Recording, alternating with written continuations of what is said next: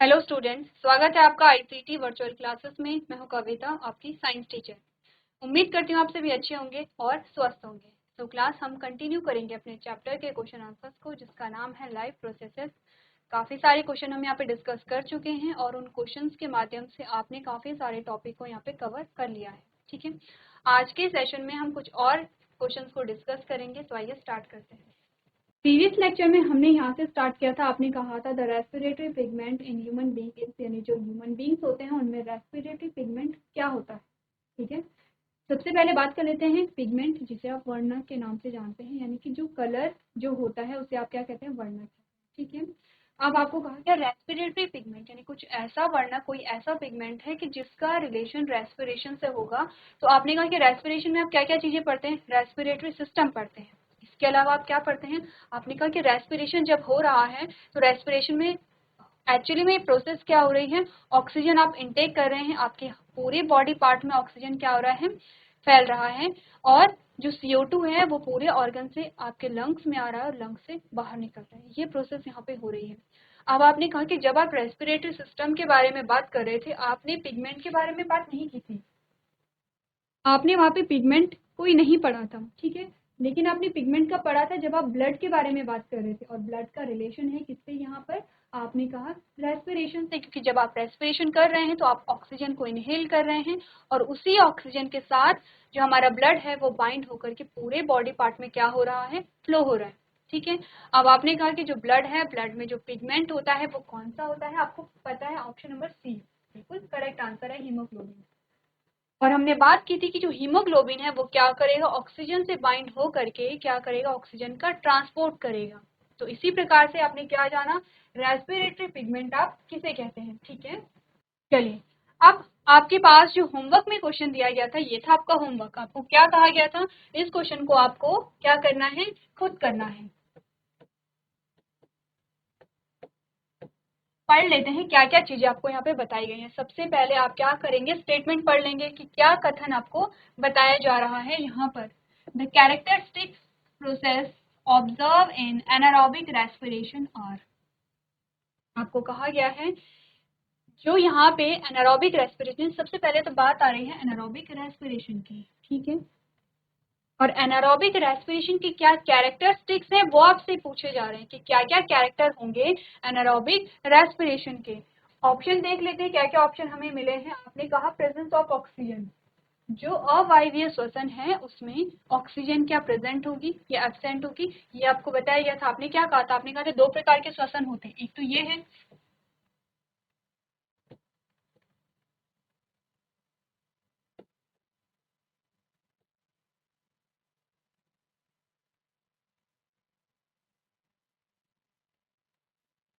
और दूसरा है वायवीय श्वसन।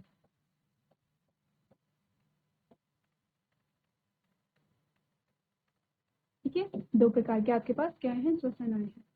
आपने कहा कि वायवीय का मतलब होता है कि जिसमें वायु है, अवायवीय का मतलब होता है जिसमें वायु नहीं है। ठीक है, अब पहला ऑप्शन कह रहे हैं कि प्रेजेंस ऑफ ऑक्सीजन, क्या एनारोबिक रेस्पिरेशन में ऑक्सीजन प्रेजेंट होती है। ठीक है, दूसरा कह रहा है रिलीज ऑफ CO2, क्या एनारोबिक रेस्पिरेशन में CO2 रिलीज हो रही है। ठीक है, आपने कहा रिलीज ऑफ एनर्जी, क्या यहाँ पे एनर्जी रिलीज हो रही है। और लास्ट कह रहा है रिलीज ऑफ लैक्टिक एसिड, क्या यहाँ पे लैक्टिक एसिड रिलीज हो रहा है। आपको बताना है कौन सा ऑप्शन सही है। ऑप्शन आपके पास ये आते हैं। सबसे पहला कह रहा है कि जो ऑप्शन नंबर ए है जो कह रहा है वो है फर्स्ट और सेकंड सही है। इसके अकॉर्डिंग जो एनारोबिक रेस्पिरेशन है उसमें ऑक्सीजन भी प्रेजेंट होती है और उसमें CO2 भी रिलीज होती है। ठीक है, ऑप्शन नंबर ए के अकॉर्डिंग आपके पास ये आया है। ऑप्शन नंबर सेकंड कह रहा है फर्स्ट सेकंड थर्ड सही है, बाकी गलत है, यानी कि ऑक्सीजन भी प्रेजेंट है, कार्बन डाइऑक्साइड भी रिलीज हो रही है और एनर्जी भी रिलीज हो रही है। ठीक है, तीसरा ऑप्शन क्या कह रहा है, सेकंड थर्ड एंड फोर्थ सही है, बाकी क्या है, गलत है। यानी कि आपको कहा जा रहा है कि एनारोबिक रेस्पिरेशन की कैरेक्टरिस्टिक क्या है, सेकंड है, थर्ड है एंड फोर्थ है।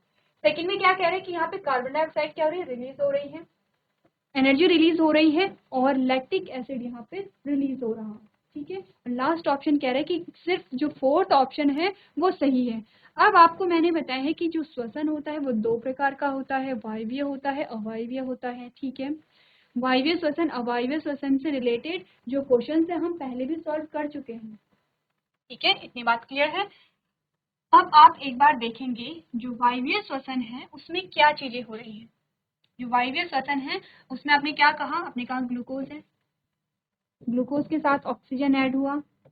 जब ऑक्सीजन यहाँ पे ऐड होता है तो आपके पास क्या आई, एनर्जी आई, प्लस आपके पास CO2 बना, प्लस आपके पास H2O बना। ठीक है, ये तो बात है किसकी, वायवीय श्वसन की। ये किसकी बात है, वायवीय श्वसन की बात हो रही है। ठीक है, अब आता है अवायवीय श्वसन। अवायवीय श्वसन हमने कहा दो प्रकार से होता है। एक तो हमने ईस्ट में पढ़ा, आपने प्रीवियस लेक्चर में क्या किया था, ईस्ट में पढ़ा था, और आपने कहा था कि जो मनुष्य हैं, जो ह्यूमन बीइंग है, उनमें होता है। अब ईस्ट में जब आपने पढ़ा कि तो किस प्रकार के प्रोडक्ट बने, आपने कहा ये ग्लूकोज है, ठीक है, ये टूटा, और जब ये टूटा तो इसने क्या बनाया, यहाँ पे आपने कहा अल्कोहल, आपने कहा CO2।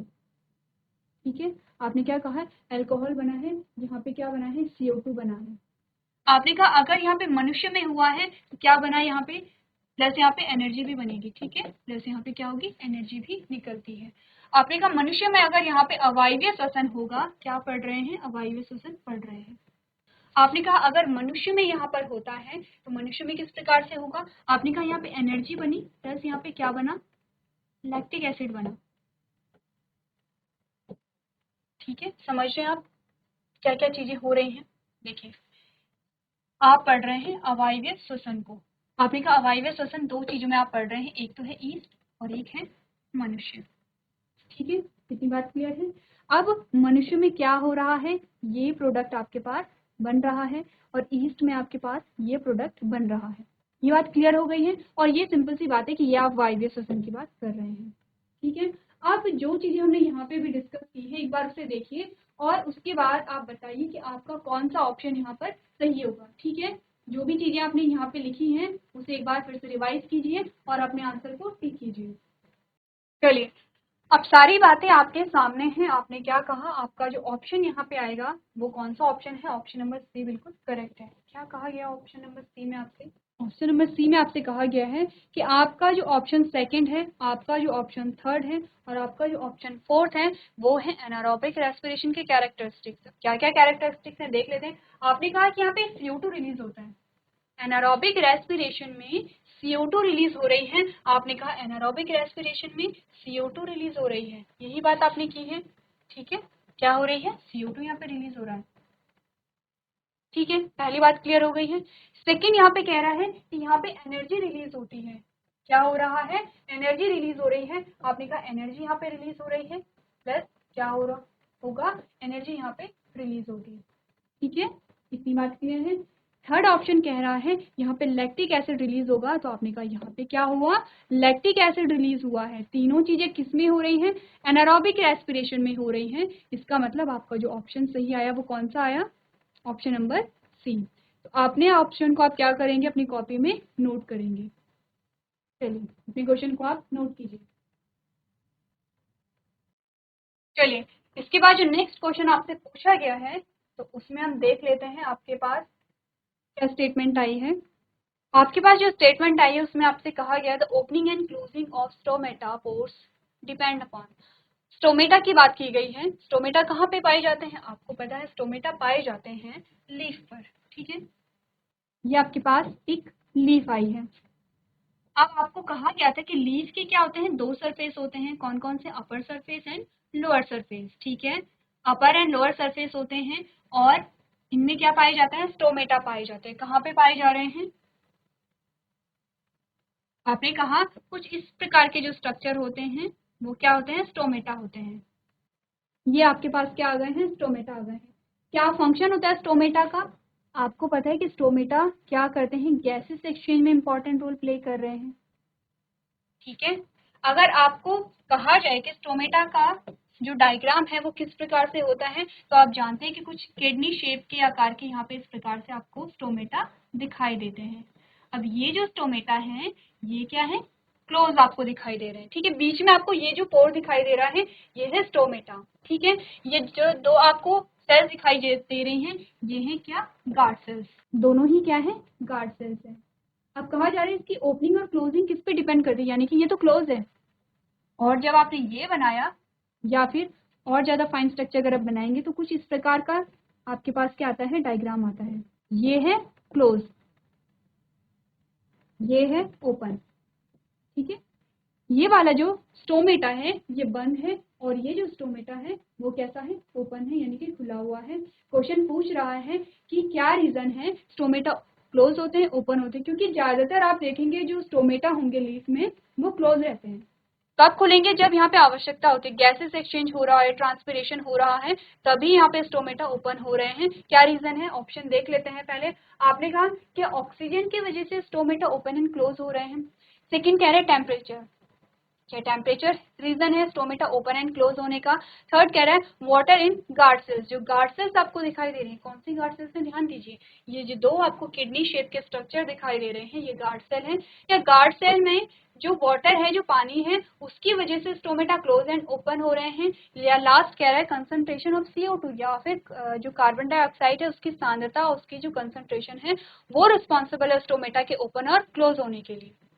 अब हमने क्या पढ़ा था, देखिए होता है प्रोसेस, ये स्टोमेटा क्लोज है, ठीक है।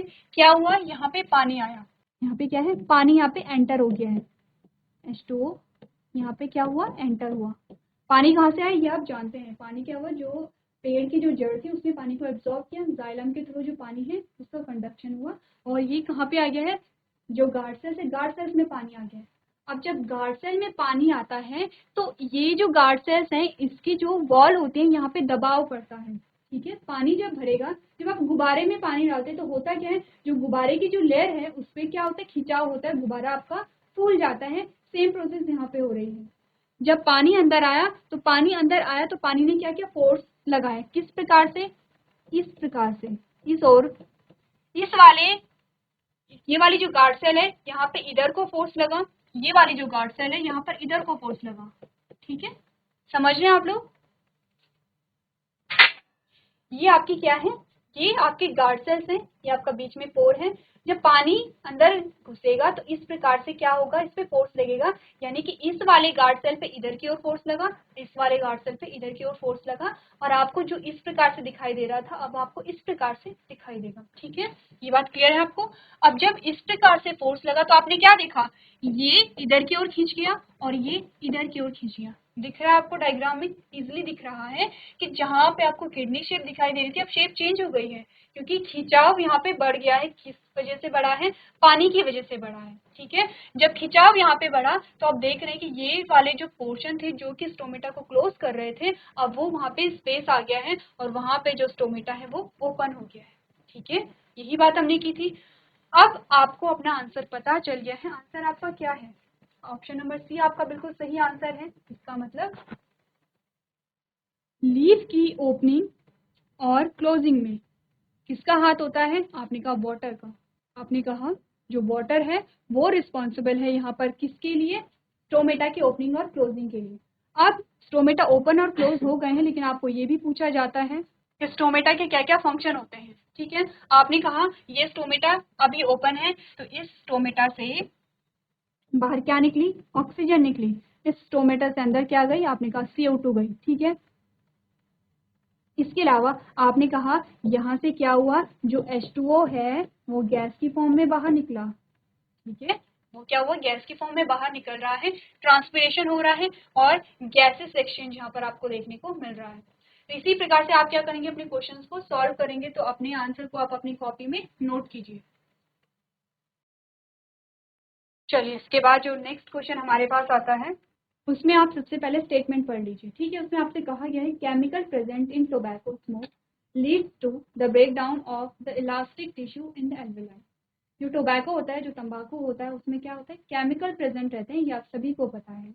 अब ये जो केमिकल क्या होता है, जब आप या कोई भी व्यक्ति टोबैको कंज्यूम करेगा या स्मोकिंग करेगा तो क्या होगा, उससे रिजल्ट आपके पास क्या आएगा, रिजल्ट आपके पास आएगा breakdown of elastic tissue in alveoli.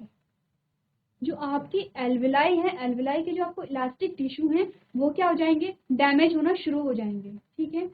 Name this specific condition, इस कंडीशन का आप नाम बताइए। तो सबसे पहले तो आप ये देखिए आपकी एल्वेलाई क्या होती है, ठीक है। आप कि आपके पास जो क्वेश्चन आया है वो है रेस्पिरेटरी सिस्टम से रिलेटेड क्वेश्चन। आपने कहा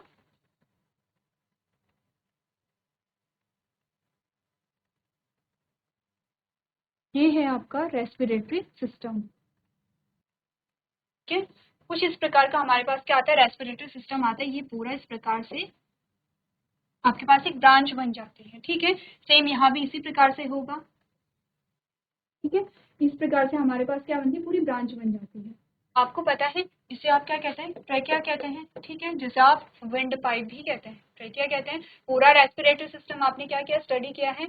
और इसे आप क्या कहते हैं, जहाँ अब ये क्या है, ये जो ब्रोंकाई है ये हो गया ब्रोंकाई, क्योंकि ये आपके लंग्स में क्या हो गया है, सेपरेट हो गया है। दोनों आपके क्या है, राइट और लेफ्ट लंग्स आते हैं। ठीक है, ये है ब्रोंकाई।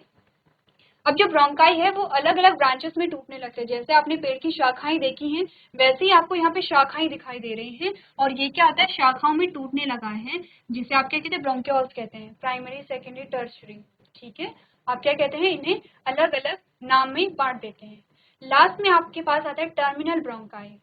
सबसे लास्ट में आपके पास आएगा टर्मिनल ब्रोंकाई। ये सारी चीजें हमने क्या की हैं, डिस्कस की हैं। आपके पास लास्ट में टर्मिनल ब्रोंकाई आता है, और टर्मिनल ब्रोंकाई पे आपको कुछ गोल गोल स्ट्रक्चर यहाँ पे दिखाई दे रहे हैं। ये इतनी बात क्लियर है आपको, यहाँ पे आपको गोल गोल कुछ स्ट्रक्चर दिखाई दे रहे हैं। क्या कहते हैं इन्हें, आपने कहा इन्हें कहते हैं एल्वेलाई। ठीक है, इसे आप कहेंगे एल्वेलाई। ये जो आपको राउंड से स्ट्रक्चर दिखाई दे रहे हैं ये है आपके एल्वेलाई। अब क्या होता है एल्वेलाई में, ये आपकी क्या है, एल्वेलाई है इस प्रकार से। ये आपकी क्या है, ब्लड वेसल्स है। इसमें क्या है, पूरा ऑक्सीजन भरा हुआ है, पूरा क्या है, ऑक्सीजन भरा हुआ है। ये क्या देगी, ऑक्सीजन को कहाँ देगी, आपके ब्लड में देगी। ठीक है, और ब्लड से जो CO2 है आपका वो क्या करेगी, कंज्यूम करेगी, इस CO2 को बाहर भेजेगी। एल्वेलाई ये फंक्शन कर रही है। यानी एल्वेलाई कहाँ पे, ये एल्वेलाई है, एल्वेलाई क्या करेगी, ब्रोंकाई को देगी, ब्रोंकाई से कहाँ पे जाएगा, आपके ट्रैकिया में जाएगा, ट्रैकिया से आपके नासा द्वार जो होते हैं वहां से जो एयर है, जो CO2 है वो बाहर निकल जाएगी। ये प्रोसेस यहाँ पर हो रही है। अब आपसे क्या कहा गया है, क्वेश्चन देखिए। क्वेश्चन में कहा गया है कि जब टोबैको का कंज्यूम कोई करता है या स्मोकिंग कोई करता है तो उससे जो एल्वेलाई है, एल्वेलाई के बहुत सारे जो टिश्यू हैं वो डेड होने लगते हैं। इस प्रकार से जो ब्लैक में मैं दिखा रही हूँ, मैंने कहा कि ये जो टिश्यू है, ये जो एरिया है, ये क्या है, डैमेज होने लगा है। ये जो एरिया है डैमेज होने लगा है। ठीक है, फॉर एग्जाम्पल इतना एरिया यहाँ पे डैमेज हो गया है। आप सोचिए इतना एरिया डैमेज हुआ है तो आपके पास स्पेस सिर्फ इतना बचा, कहाँ, पूरी एल्वेलाई आपके पास थी। ठीक है, कहाँ, पूरी एल्वेलाई थी आपके पास, जो कि ऑक्सीजन को ले रही थी। ठीक है, और ऑक्सीजन को डिस्ट्रीब्यूट कर रही थी। अब आपके पास इतना ही एरिया बचा है ऑक्सीजन को कंज्यूम करने के लिए भी और CO2 को वहां देने के लिए भी। यानी ऑक्सीजन इतने ही स्पेस में भरी रहेगी। इसका मतलब क्या है, सिंपल सा, नॉर्मल जो व्यक्ति है, जो एक स्वस्थ व्यक्ति है, उसका जो एल्वेलाई है वो पूरा किस प्रकार से हेल्दी है। ठीक है, पूरा कैसा है, हेल्दी है, पूरा आपका एल्वेलाई हेल्दी है। ये आपकी ब्लड वेसल्स चल रही हैं, यहाँ पे गैसेस एक्सचेंज आराम से हो रहा है, क्योंकि पूरे स्पेस में क्या होगा, पूरे स्पेस यहाँ पे यूज हो रहा है गैसेस एक्सचेंज के लिए। ठीक है, कोई व्यक्ति है जो स्मोक करता है बहुत ज़्यादा या टोबैको कंज्यूम करता है, उसकी जो टिश्यू है वो यहाँ पे डेड होने लगे हैं, टिश्यू डेड हो जाएंगे। इसका मतलब ऑक्सीजन को अगर आप कहेंगे स्टोर करने की जो जगह है वो बहुत कम यहाँ पर है। इसका मतलब जितना आप इनहेल कर रहे हो एक टाइम में, उतनी ऑक्सीजन आपको नहीं मिल रही है। अगर आप एक स्वस्थ व्यक्ति की बात करें और आप एक ऐसे व्यक्ति की बात करें जो बहुत स्मोक करता है, तो इसने इनहेल किया तो ये ज़्यादा ऑक्सीजन को कंज्यूम कर रहा है। इसने इनहेल किया, ये ज़्यादा ऑक्सीजन को स्टोर नहीं कर पाएगा। क्यों, क्योंकि एल्वेलाई के बहुत सारे टिश्यू तो डैमेज यहाँ पर हो गए हैं। ठीक है, ये बात समझ रहे हैं आप लोग। क्या हुआ, एक स्वस्थ व्यक्ति है, उसका एल्वेलाई यहाँ पे आपको स्वस्थ दिख रहा है, पूरा एल्वेलाई का अंदर का पोर्शन यूज हो रहा है कि ऑक्सीजन को आप स्टोर कर सके वहां पर। ठीक है, ऑक्सीजन भरपूर मात्रा में स्टोर होगी तो भरपूर मात्रा में आपके पूरे बॉडी को क्या मिलेगी, ऑक्सीजन मिलेगी। और पूरी बॉडी को ऑक्सीजन मिल रही है तो आसानी से सारे आपके काम होंगे। जो वहाँ पे ग्लूकोज का ब्रेकडाउन है ईजिली होगा, आपको एनर्जी ईजिली प्रोवाइड होगी, आप बहुत जल्दी थकेंगे नहीं। आपकी जो सांसें हैं वो, जैसे आपने कभी देखा होगा, कोई ऐसे व्यक्ति होते हैं वो थोड़ा सा काम करने पर उनकी सांसें बहुत तेजी से चलने लगती हैं। क्यों ऐसा हो रहा है, क्योंकि ऑक्सीजन की पूरी सप्लाई नहीं हो पा रही है। ठीक है, तो यहाँ पे क्या होता है, अगर एल्वेलाई आपका हेल्दी है तो ऑक्सीजन की सप्लाई आपकी पूरी होगी, ऑक्सीजन की सप्लाई होगी तो बहुत ज़्यादा सांसें आपकी उखड़ेंगी नहीं। ये तभी होगा जब आप बहुत ज़्यादा काम करेंगे, नॉर्मल काम आप इजीली कर सकते हैं। अब हमने कहा कि कोई व्यक्ति स्मोक कर रहा है और उसके बहुत सारे जो टिश्यू हैं वो डैमेज हो गए हैं एल्वेलाई के, तो ऑक्सीजन ज़्यादा स्टोर नहीं हो पा रही है, वो थोड़ा सा काम करेगा तो उसे एनर्जी की रिक्वायरमेंट होगी, और एनर्जी पाने के लिए उसे ऑक्सीजन की रिक्वायरमेंट होगी, और ऑक्सीजन उसे भरपूर मात्रा में नहीं मिल पा रही है क्योंकि स्पेस ही नहीं बचा है यहाँ पे इतना। ठीक है, ये प्रॉब्लम आप समझ पा रहे हैं। तो आपको ये कहा गया था कि इस सिचुएशन को क्या कहते हैं, तो आपका ऑप्शन नंबर जो बी है वो यहाँ पे करेक्ट है। एम्फेस्मा इसे हम क्या कहते हैं, इस कंडीशन को हम कहते हैं एम्फेस्मा। ठीक है, अब आपने प्रॉब्लम का नाम सुना है, आपने प्रॉब्लम को देख भी लिया है कि किस प्रकार से होती है। अब आपको करना क्या है, जो भी आपकी फैमिली में आपके आसपास के जो लोग होते हैं आप क्या कर सकते हैं, उन्हें अवेयर कर सकते हैं कि किस चीज़ से क्या होता है, क्योंकि अभी तक आपको पता नहीं था कि स्मोक करने से क्या हो रहा है आपकी बॉडी के अंदर, लेकिन अब आप जानते हैं और आप क्या करेंगे, दूसरों को भी यहाँ पे अवेयर करेंगे। तो आप अपने आंसर को यहाँ पे नोट करेंगे। चलिए, इसके बाद नेक्स्ट जो हमारे पास क्वेश्चन आता है उसमें आपसे क्या पूछा गया है, एक बार स्टेटमेंट पढ़ लीजिए। आपसे कहा गया है digestion of food start from which organs of the human digestive system, यानी कि जो भोजन का पाचन है वो कहाँ से शुरू होता है। बहुत इजी क्वेश्चन है और इसका आंसर आप दे सकते हैं। ठीक है, तो स्टेटमेंट पढ़ लेते हैं। स्टेटमेंट आपने पढ़ लिया, ऑप्शन पढ़ लेते हैं। आपने कहा mouth due to the presence of saliva, जो भोजन का पाचन है, और ध्यान दीजिए किसमें पूछा गया है, ह्यूमन की बात यहाँ पर हो रही है। ठीक है, ह्यूमन डाइजेस्टिव सिस्टम की बात यहाँ पर हो रही है।